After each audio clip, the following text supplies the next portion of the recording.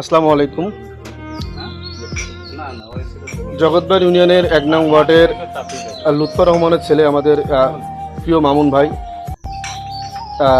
তার পরিবারে আমাদের জগৎবাড়ি ইউনিয়নের বিপ্লবী সভাপতি জনাব মোহাম্মদ মাহফুজুর রহমান মিলন মামা সামান্য উপহার দিয়েছেন ঈদ উপলক্ষে।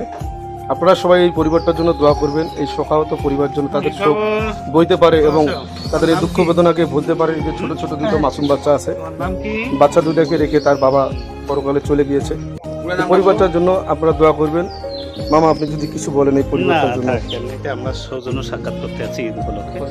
হ্যাঁ, আমাদের মাননীয় এমপি মহোদয় ওনার দৃষ্টিতে আছে এগুলো। উনি এই পরিবার দুইটাকে, ওই মালিকের পরিবার এবং মামুনের এই পরিবার রেখে দেওয়া এই যে মাসুম বাচ্চাদের জন্য আমাদের প্রিয় নেতা পাটগ্রাম হাতিবান্ধার গণমানুষের প্রিয় নেতা ব্যারিস্টার হাসান রাজিম প্রধান মহোদয়ের দৃষ্টিতে আছেন। ওনারা সার্বক্ষণিক উনি কথা দিয়েছেন যে এই দুইটা পরিবারের সাথে উনি আছেন, এনাদের সুখে দুঃখে থাকবেন, সব ধরনের সহযোগিতা দেবেন, এটা আমার মাধ্যমে জানিয়েছেন। আমরা দোয়া করি দুজনের জন্য আল্লাহ বেহেশত নসিব করেন। দুজনেই আমাদের খুব কাছের মানুষ ছিল। যুব দলের নেতা আমাদের মামুন এবং তাঁতি দলের সাংগঠনিক সম্পাদক আব্দুল মালেক, দুজনেই আমাদের একনিষ্ঠ কর্মী।